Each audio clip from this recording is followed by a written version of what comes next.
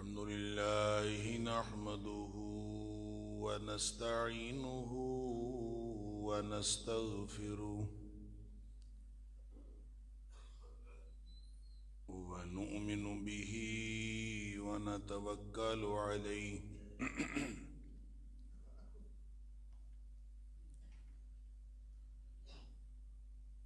الحمد لله نحمده ونستعينه ونستغفره ونؤمن به ونتوكل عليه ونعوذ بالله من شرور أنفسنا ومن سيئات أعمالنا من يهده الله فلا مضل له ومن يضلل فلا هادي له وأشهد أن لا إله إلا الله وحده لا شريك له وأشهد أن محمدًا عبده ورسوله صلى الله عليه وسلم أرسله بالحق بشيرًا ونذيرًا بين يدي الساعة فمن يطع الله ورسوله فقد رشد واهتدى ومن يعص الله ورسوله فقد ضل وغوى فإنه لا يضر إلا نفسه ولا يضر الله شيئا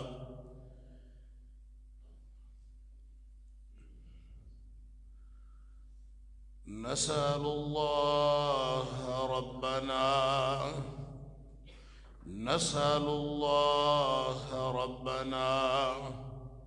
أن يجعلنا ممن يطيعه ويطيع رسوله ويتبع رضوانه ويجتنب سخطه فإنما نحن به وله أما بعد فإن خير الحديث كتاب الله وخير الهدي هدي محمد صلى الله عليه وآله وسلم وشر الأمور محدثاتها وكل محدثة بدعة وكل بدعة ضلالة وكل ضلالة في النار فأعوذ بالله السميع العليم من الشيطان الرجيم من همزه ونفخه ونفثه بسم الله الرحمن الرحيم ولو أن أهل القرى آمنوا واتقوا لفتحنا عليهم بركات من السماء والأرض ولكن كذبوا فأخذناهم بما كانوا يكسبون اور اگر یہ بستیوں کے لوگ واقعی ایماندار ہوتے اور تقوی کی روش پر زندگی گزار رہے ہوتے تو ہم ان کے اوپر زمین و آسمان سے برکتوں کے دروازے کھول دیتے.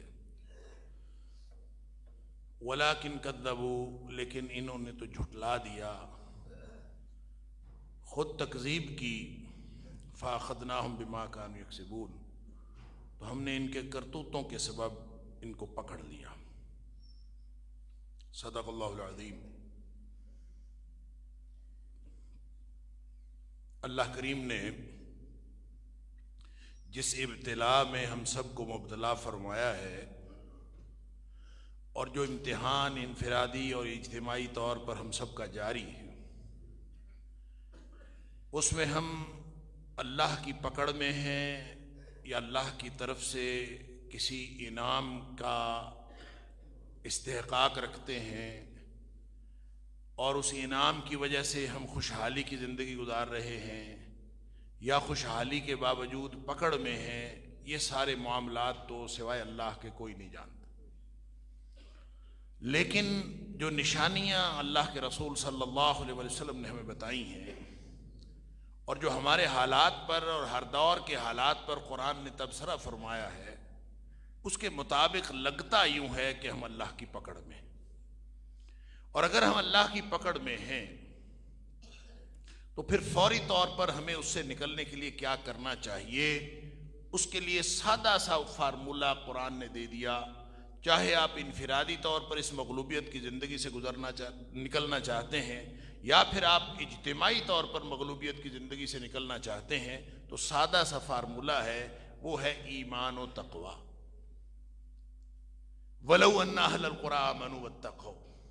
اس کے اوپر گزشتہ جمعات کے اندر بڑی تفصیل سے گفتگو کرنے کی کوشش کی گئی، اللہ تعالیٰ ہماری طرف سے قبول فرمائے.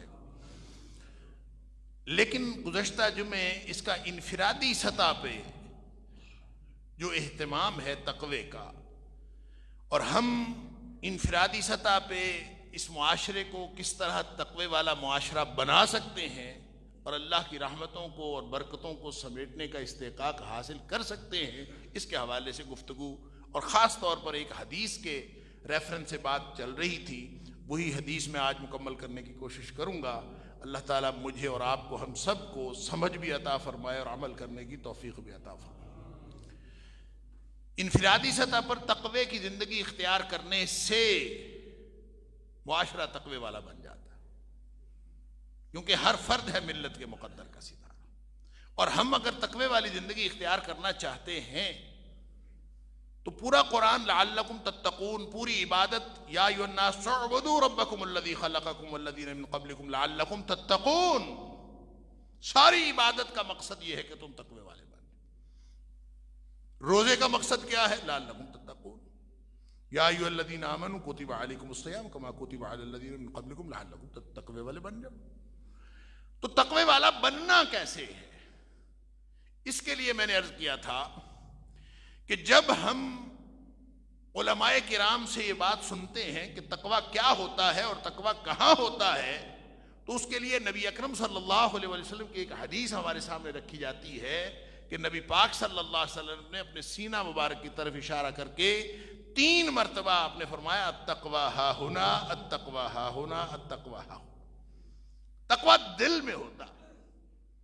اب دل میں کیا چیز ہے، اس کا اظہار ظاہر ہے آپ کے اپنے اعمال سے، اعضاء و جوارح سے ہوگا. تو اعضاء و جوارح سے کس طرح سے اس کا اظہار ہوتا ہے، میں نے عرض کیا تھا کہ یہ حدیث التقوی ہا ہنا، یہ حدیث پوری نہیں ہے، یہ حدیث کا ٹکڑا ہے. اس سے ما قبل کچھ اور ہے اور اس کے ما بعد کچھ اور ہے. اور جب آپ اس مکمل حدیث کو سمجھیں تو اس سے پہلے بھی کرنے کے اعمال ہیں، اس کے بعد بھی کرنے کے اعمال. نبی کریم صلی اللہ علیہ وسلم نے باقاعدہ حکم دیا ہے کہ یہ کرو. کچھ اصولی باتیں بتائیں اور کچھ احکام دیے ہیں کہ یہ کام کرو، اور کچھ اصول دیے ہیں. پھر اس کے درمیان میں بتایا ہے کہ تقوی ہا ہنا. گویا یہ درمیان میں یہ بات ارشاد فرمانے کا مطلب یہ ہے کہ تقوی کی ڈیفینیشن، تقوی کے اس احساس کا عملی مظہر، تقوی کے اس احساس کا اعضاء و جوارح سے کس طرح سے اظہار ہونا چاہیے، اگر کسی نے سمجھنا ہے تو نبی اکرم صلی اللہ علیہ وسلم کی اس حدیث کو سمجھ.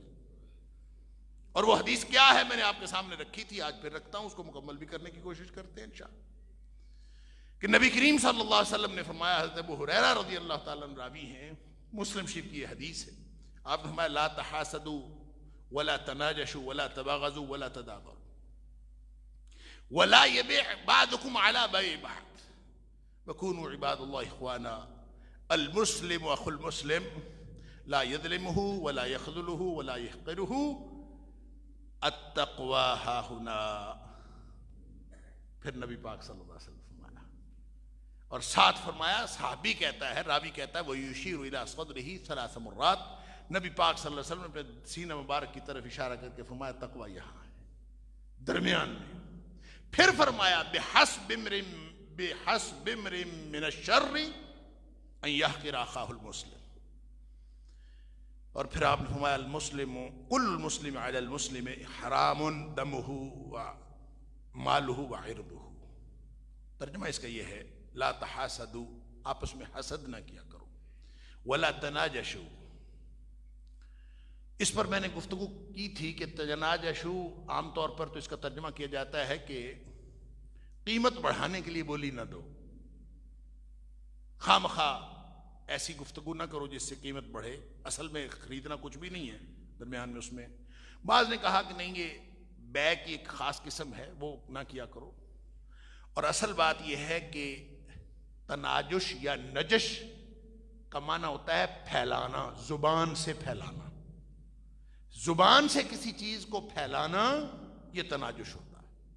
لہذا دراصل یہ فتنۃ اللسان ہے، یہ زبان کا فتنہ ہے تناجش، ونا تناجشو، اس کی خاص بات جو ہے وہ بیع و شراء سے متعلق ہے۔ میں نے گزشتہ جو میں اس کے بارے میں عرض کیا تھا کہ یہ زبان کا فتنہ ہے، زبان کا شر ہے، اور زبان کا شر پھیلانے سے بچو۔ ولا تناجشو کا معنی یہ ہے کہ خاص طور پہ خرید و فروخت کے معاملے میں، خاص طور پہ، لیکن عمومی طور پر پوری زندگی میں اس کا شر پھیلانے سے بچو۔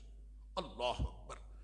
اور ولا تباغضوا، آپس میں بغض نہ رکھو، واضح ہے بغض دلی دشمنی کو کہتے ہیں، عداوت ظاہری دشمنی کو کہتے ہیں۔ ولا تباغضوا، دل کے اندر کسی کے ساتھ دشمنی نہ رکھو۔ پھر فرمایا ولا تدابروا، ایک دوسرے سے روگردانی نہ کرو، ایک دوسرے سے پیٹھ پھیر کے نہ بھاگو، چاہے وہ گھریلو معاملہ ہو،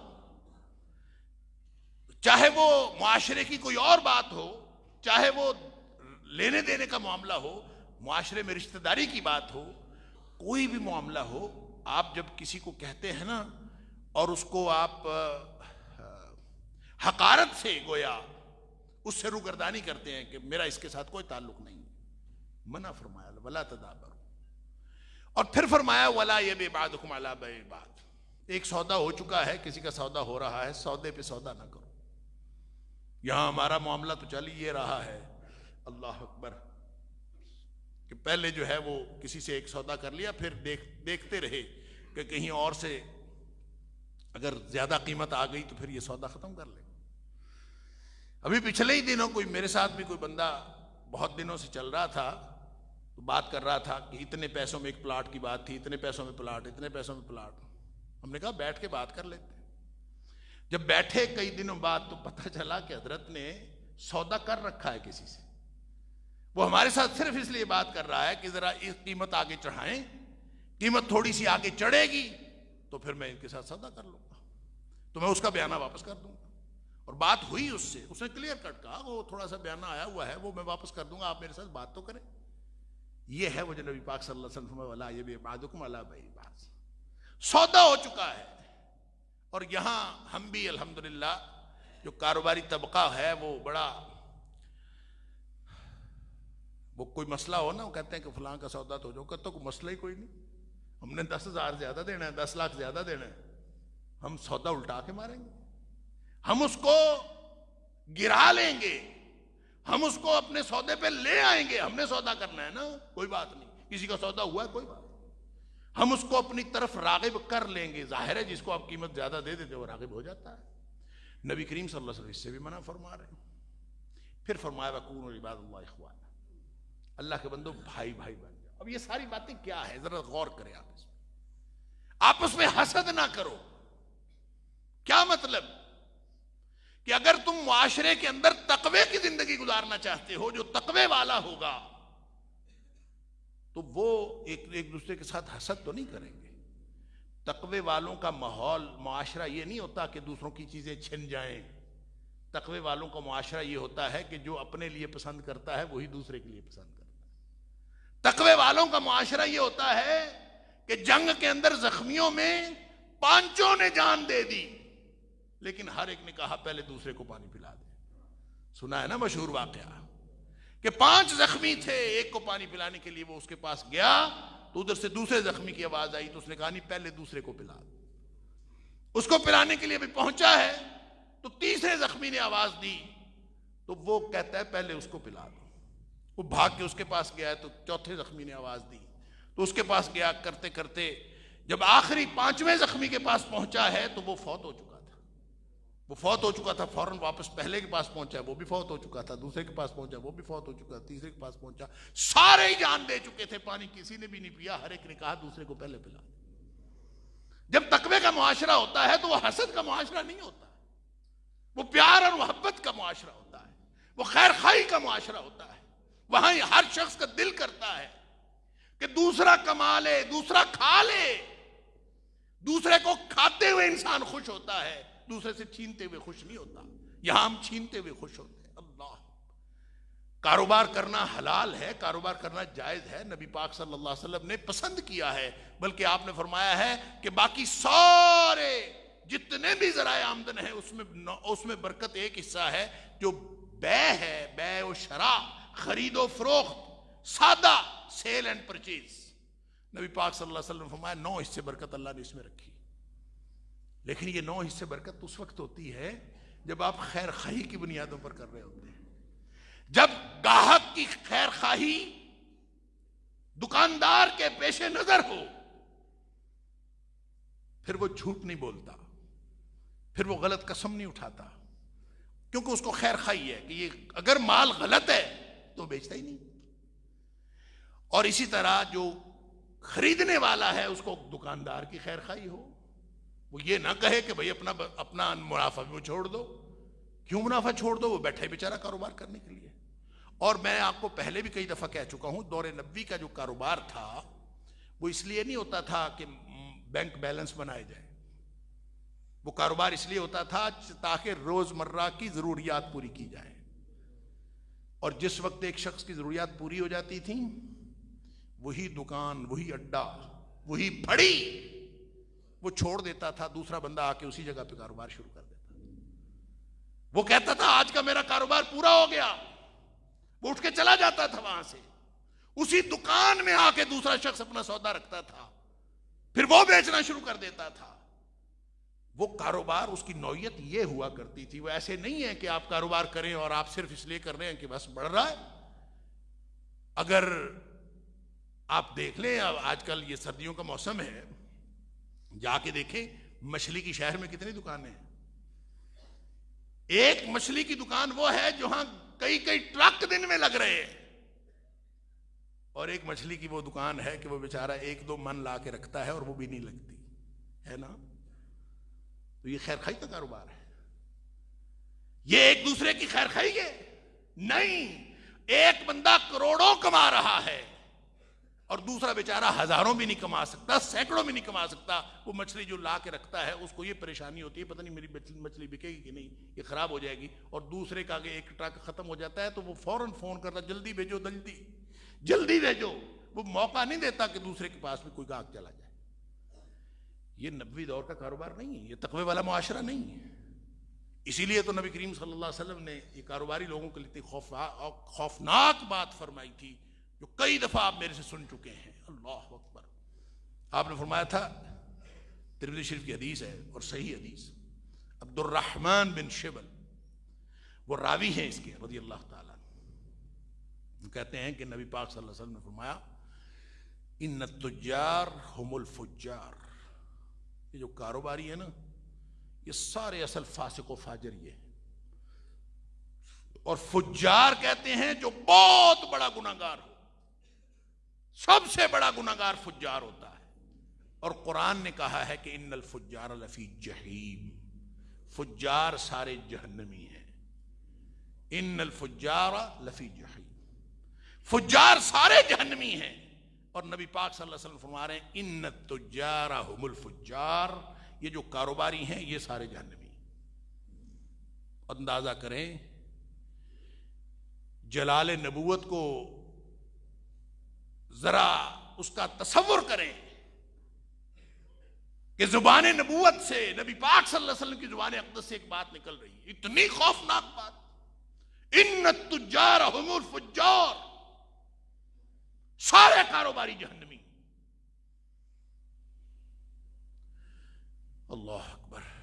تو ایک صحابی نے پوچھا، اور میں اکثر جب اس حدیث کو سنتا اور پڑھتا ہوں اور سناتا ہوں تو مجھے یہ خیال آتا کہ نبی پاک صلی اللہ علیہ وسلم کا جلال اور پھر اس ارشاد اقدس کی سختی، اس کی شدت، کیسے جرت ہوئی ہوگی صحابی کو پوچھنے کی، کس طرح وہ بولا ہوگا نبی پاک صلی اللہ علیہ وسلم کے سامنے. اب روایت میں تو کوئی ایسے الفاظ نہیں ہیں، لیکن سمجھ میں بات یہ آتی ہے، درایتاً ہم سمجھ سکتے ہیں. واللہ عالم کیا ماحول ہوگا اس وقت. تو اس نے ڈرتے ڈرتے ہی پوچھا ہوگا نا، اولیس قد احل اللہ البیع. فقرہ ایسا ہے، فقرہ ایسا ہے، وہ سمجھاتا ہے کہ ماحول کیا ہوگا. کہ نبی پاک صلی اللہ علیہ وسلم فرما رہے ہیں سارے کاروباری جہنمی ہیں. اب اس کا مطلب ہے کاروبار حرام ہے، نعوذ باللہ من ذالک. کیا کاروبار حرام ہے تو ہی کا سارے کاروباری جہنمی ہو سکتے ہیں؟ اس لیے جو صحابی نے پوچھا کہ کیا اللہ نے تجارت حلال نہیں کی، یہ فقرہ ایسا ہے جس سے سمجھ آتی ہے کہ ڈرتے ڈرتے ہی پوچھا ہوگا. اولیس قد احل اللہ البیع، اللہ کے رسول صلی اللہ علیہ وسلم کاروبار، سارے کاروباروں کا آپ نے جہنمی قرار دے دیا، تو کیا یہ حلال نہیں ہے؟ تجارت اللہ نے حلال نہیں کی. قرآن میں ہے حل اللہ البیع، اللہ نے ایک تجارت حلال کی ہے. تو اس بنیاد پر اس کو جرت ہوئی، وگرنہ تو کس کو جرت ہونی تھی یہ بات کرنے کی؟ کیونکہ قرآن میں ہے احل اللہ البیع، اللہ نے حلال کی ہے. لہذا نبی پاک صلی اللہ علیہ وسلم نے پھر اس کا جواب دیا. آپ نے فرمایا بلا، اللہ نے حلال کی ہے تجارت، لیکن مسئلہ یہ ہے لیکن اصل مسئلہ یہ ہے کہ یحدثون فیکذبون. یہ جو کاروباری ہے نا، یہ بات جب کرتے ہیں تو یہ جھوٹ بولتے ہیں. وہ جو میں عرض کر رہا تھا نا ولا تناجشوا، یہ زبان کا فتنہ ہے. جھوٹ بولتے ہیں کاروباری. یحدثون فیکذبون، یہ بات کرتے ہیں تو جھوٹ بولتے ہیں. ویحلفون فیاثمون، اور قسمیں اٹھاتے ہیں، اس سے گنہگار ہو جاتے ہیں. کاروبار کر رہے ہیں لیکن اللہ تعالیٰ معاف فرمائے جہنم کا مار. قسمیں اٹھا اٹھا کے زبان کا، وہ کہتے ہیں کاروبار سادہ آدمی سے کاروبار نہیں ہوتا، تیز آدمی ہونا چاہیے کاروبار میں. تیز کا مطلب کیا ہے؟ جو گاہک کو چارنا جانتا ہو. حد ہو گئی ہے. یہ کاروبار نبی پاک صلی اللہ علیہ وسلم تو نہیں سکھایا. نبی کریم صلی اللہ علیہ وسلم نے تو سیدھا سیدھا خیر خائی کے ساتھ آپ ادھر سے خریدے ادھر سے بیچ دیں. اور یہ بات میں نے آپ کو کئی دفعہ عرض کی ہے کہ آپ کو معلوم ہے کہ نبی کریم صلی اللہ علیہ وسلم قبل از نبوت مال تجارت لے کے گئے تھے حضرت عائشہ، حضرت خدیجہ رضی اللہ تعالی عنہ کا شام میں. تو شام کی منڈی میں پہلے دن ہی مشہور ہو گئے تھے. اس لیے نہیں مشہور ہوئے کہ آپ نبی تھے، اس وقت نبوت تو ابھی ملی نہیں تھی. مشہور اس لیے ہو گئے تھے کہ آپ نے ایک کام کیا تھا کہ رات کو بارش ہو گئی اور آپ نے جو گیلا غلہ تھا اس کو الگ کر دیا، خشک کو الگ کر دیا، اور جو بھی گاہک آتا تھا اس کو بتاتے تھے کہ یہ اس کا ریٹ کم ہے، اس کا ریٹ زیادہ ہے. تو وہ گاہک پوچھتا تھا کیوں، یہ ایک جیسا ہے، دیکھنے میں ایک جیسا ہے، تو یہ کم زیادہ کیوں ہے؟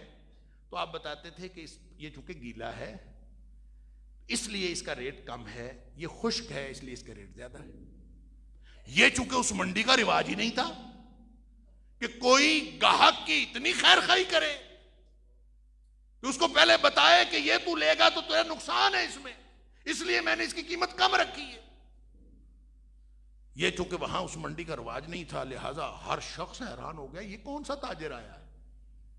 تو ایک ہی دن میں ساری منڈی میں مشہور ہو گیا کہ یہ حجاز سے کوئی تاجر آیا ہے جو گاہکوں کا خیر خواہ ہے، جو خریدار کا خیر خواہ ہے. تو نبی پاک صلی اللہ علیہ وسلم نے یہ جو فرمایا ہے نا، لا تحاسدوا ولا تناجشوا، یہ زندگی میں کرنے کے کام ہے. وگرنہ یہ کاروباری لوگ جو ہیں، یہ کاروباری آدمی کاروبار کے اڈے پہ بیٹھا ہو، زبان کے فتنے سے بچا ہو.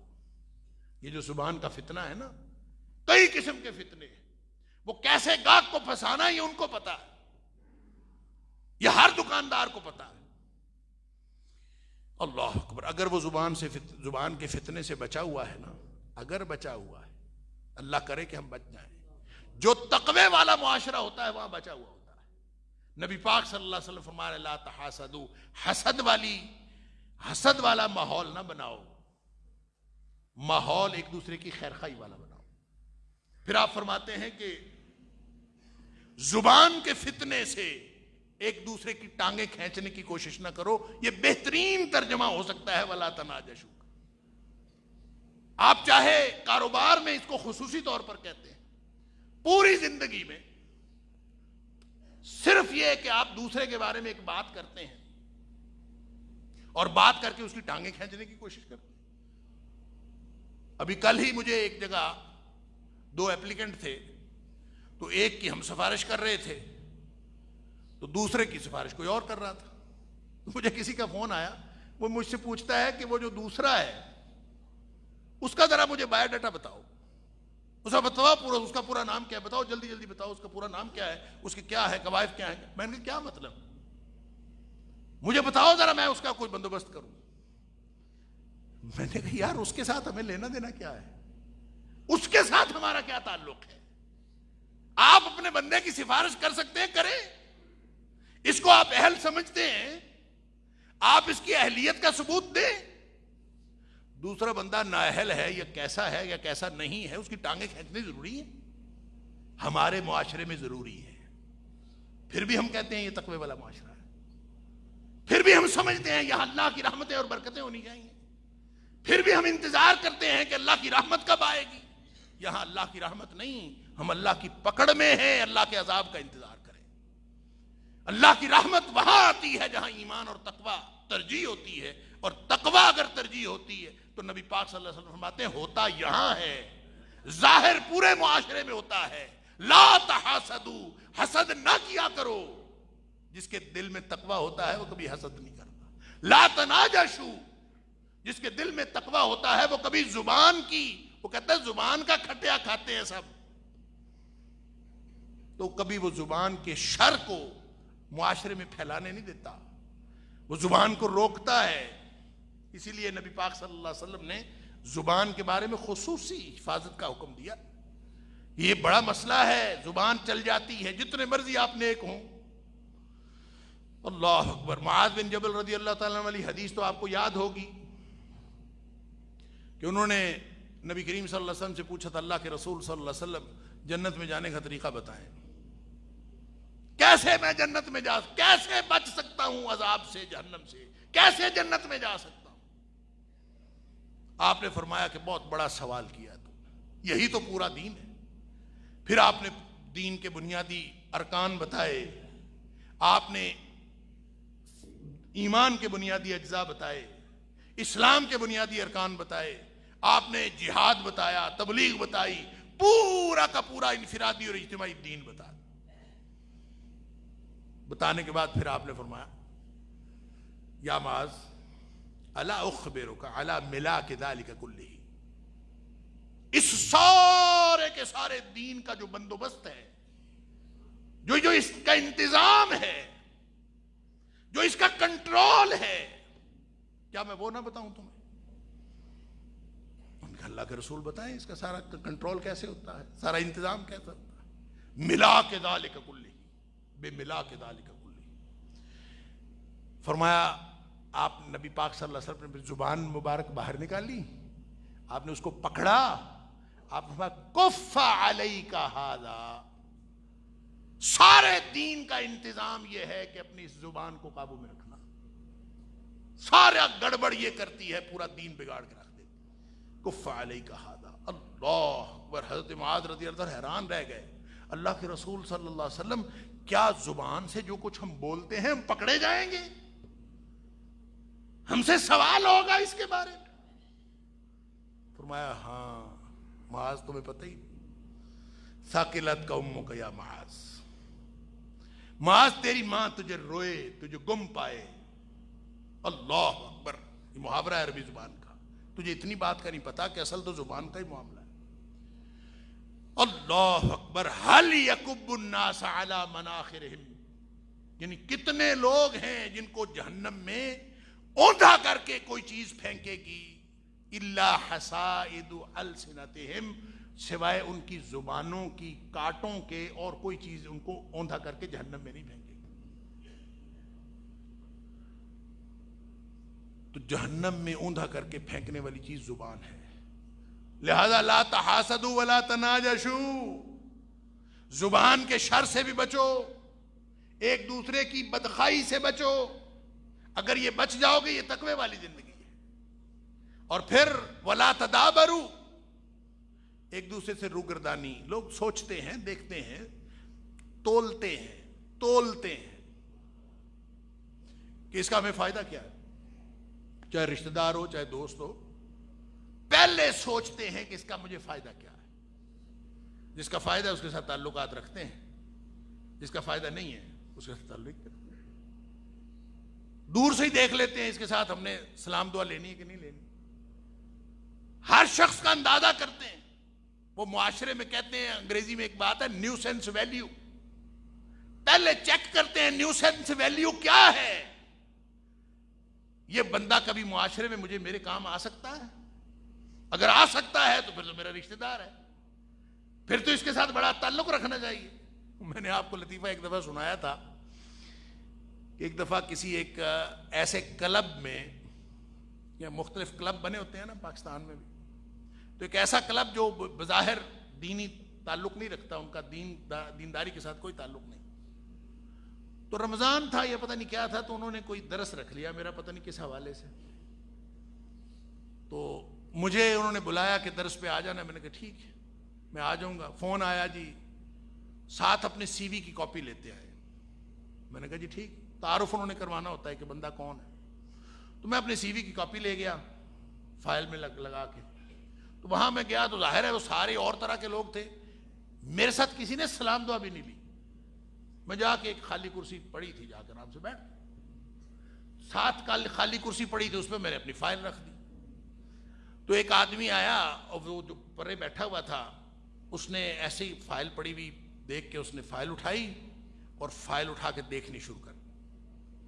ظاہر اس میں میرا سی وی تھا، اس نے سی وی پڑھنا شروع کر دیا، ساتھ ساتھ میری شکل دیکھے، ساتھ اس کو پڑھے ساتھ میری شکل دیکھے، کرتا کرتا پھر اس نے وہ اپنی کرسی چھوڑی اور میرے ساتھ آ کے بیٹھ گیا۔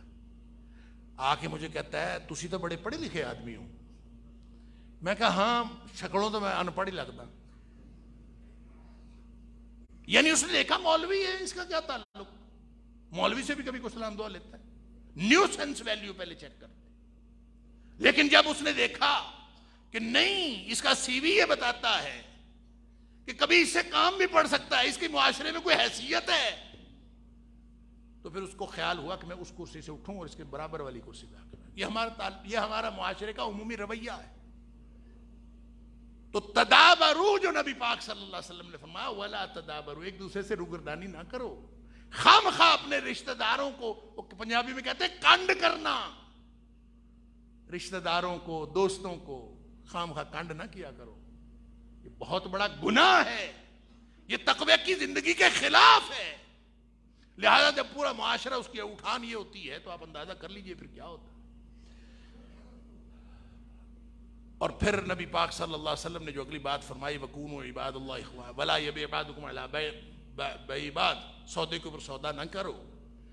اور پھر آپ نے فرمایا كُونُوا عِبَادَ اللَّهِ إِخْوَانًا۔ اب سمجھیے ذرا اس حکم کو، اللہ کے بندو بھائی بھائی بن جاؤ۔ کیا مطلب؟ یہ جو قدورتیں ہیں، یہ جو بغض ہے، یہ جو عداوتیں ہیں، یہ ہمارے امتحان کے لیے ہیں. یہ دل کی کنجوسی یہ ہمارے امتحان کے لیے ہے. وَأُحْضِرَتِ الْأَنفُسُ الشُّحَّ، اللہ فرماتا ہے یہ کنجوسی ہر دل میں نے خود رکھی ہے. ہر دل کے اندر بخیلی ہے، لیکن وَمَن يُوقَ شُحَّ نَفْسِهِ فَأُولَٰئِكَ هُمُ الْمُفْلِحُونَ، جو اس دل کی بخیلی سے بچے گا وہ کامیاب ہوگا. قدورتیں اللہ نے رکھی ہیں، نفرتیں اللہ نے رکھی ہیں، یہ آپس میں ایک دوسرے سے حسد کے جذبات اللہ نے رکھے ہیں، لیکن کونوا عباد اللہ اخوانا، ایک دوسرے کو بھائی بھائی بن کے سوچا کرو. جس طرح سے تمہیں ضرورت ہے اپنے بھائی کی ضرورت اسی طرح پوری کرو. اور فرمایا کہ من کان فی حاجت اخیہ، جو اپنے بھائی کی ضرورت پوری کرنے کی کوشش کرے گا کان اللہ فی حاجتہ، اللہ اس کی حاجت پوری کرے گا. کونوا عباد اللہ اخوانا، آپس میں بھائی بھائی بنو. یہ قدورتیں یہاں تو ہیں، یہ دنیا ہے نا، البتہ جنت میں نہیں ہوں گی. جنت میں فرمایا وَنَزَعْنَا مَا فِي صُدُورِهِم مِّن غِلٍّ. میں اکثر کہا کرتا ہوں جنت میں جانے سے پہلے 2 آپریشن ہوں گے. ایک ظاہری آپریشن ہوگا، جسم نیا دے دے گا اللہ، اور ایک باطنی آپریشن ہوگا، دل کی ساری کیفیتیں. وَنَزَعْنَا مَا فِي صُدُورِهِم مِّن غِلٍّ، اللہ فرماتا ہے دل کی ساری قدورتیں ہم کھینچ لیں گے صاف ستھرے. پھر کیا بن کے وہاں جائیں گے؟ جب جنت میں ہوں گے تو ظاہر ہے نہ کسی سے حسد، نہ کسی سے بغض، نہ کسی کے ساتھ کوئی شریکہ، کچھ بھی نہیں. کیا ہوں گے؟ اس کو قرآن کہتا ہے اخوانا متقابلین، ایک دوسرے کے مقابلے میں بیٹھے ہوں گے تخت لگائے، لیکن وہاں مقابلے بازی نہیں ہوگی. اخوانن، سب بھائی بھائی ہو کے بیٹھے ہوں گے، سب ایک دوسرے کے ساتھ خیر خائی کے ساتھ، اس کے علاوہ کوئی جذبات نہیں ہوں گے. یہاں وہ جذبات رکھے ہیں، قدورتیں رکھی ہیں، بغض رکھا ہے. جہاں شیطان کی پیروی کا مادہ رکھا ہے، جہاں اللہ کے علاوہ غیر اللہ کی بندگی کا ہمیں امکان اور توفیق دی ہے، اختیار دیا ہے، لیکن امتحان ہے نا. حکم یہ ہے کہ یا ایھا الناس اعبدوا ربکم، اپنے رب کی بندگی کرنی ہے، کسی اور کی بندگی نہیں کرنی. سمجھایا ہے کہ باقی اور کسی کی کوئی حقیقت نہیں ہے. جیسے یہ سمجھایا ہے اسی طرح ہمیں یہ جیسے شرک کا اختیار دیا ہے، توحید کا حکم دیا ہے، اسی طرح اللہ نے یہ قدورتیں ہمارے دلوں میں رکھی ہیں، لیکن ان سے بچنے کا حکم دیا ہے.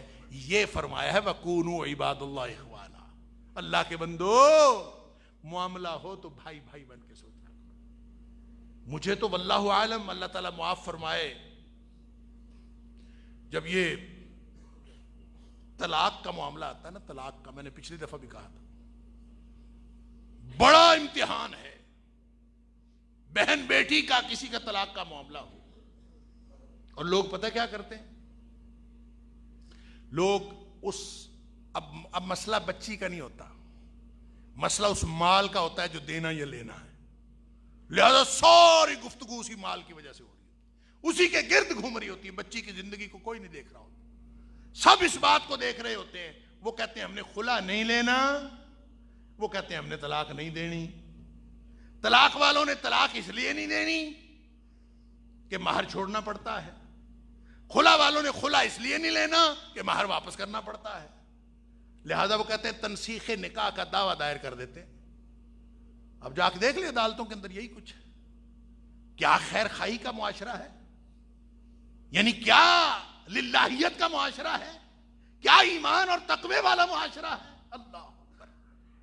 اور میں نے آپ کو بتایا تھا کہ پچھلے دنوں سپریم کورٹ میں جا کے یہ فیصلہ ہوا. ظاہر ہے وہ سیشن کورٹ سے شروع ہوا ہوگا، لوور کورٹ سے شروع ہوا ہوگا، پھر وہ آیا ہوگا سیشن کورٹ میں، پھر وہ گیا ہوگا ہائی کورٹ میں، پھر جا کے سپریم کورٹ میں. سپریم کورٹ میں فیصلہ کیا کہ یہ تنسیخ نکاح کا دعویٰ انہوں نے غلط کیا ہے، سیدھا سیدھا خلا کیوں نہیں لیتے.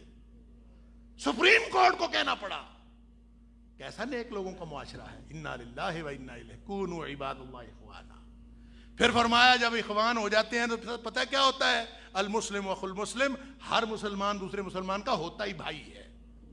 فرق تو یہی ہے، جب تک کافر ہے تو اس کے معیارات وہی ہیں. جو ہی مسلمان ہوا تو تمہیں بھول گیا مسجد نبوی کا وہ منظر. اللہ اکبر. جب مصعب بن عمیر کا بھائی گرفتار ہو کے آیا تھا تو اس کو ایک صحابی باندھ رہا تھا. تو اس نے مصعب بن عمیر کو دیکھا, اس نے کہا بھائی. اس نے کہا نہیں, میرا بھائی تو نہیں ہے, میرا بھائی وہ ہے جو تجھے باندھ رہا ہے. جب دینی رشتہ داری اصل رشتہ داری ہوتی ہے اور خونی رشتہ داری پیچھے چلی جاتی ہے. اللہ تعالی ہمیں ایسا ایمان اور تقوی عطا فرمائے. ایسے افراد بنے ہم, ایسے افراد ہم بنے تاکہ یہ معاشرہ تقوی والا معاشرہ ہو, پھر اللہ کی رحمتوں کا انتظار کریں. اللہ تعالی ہم سب کو توفیق عطا فرمائے. وآخر دعوانا الحمدللہ رب العالمین.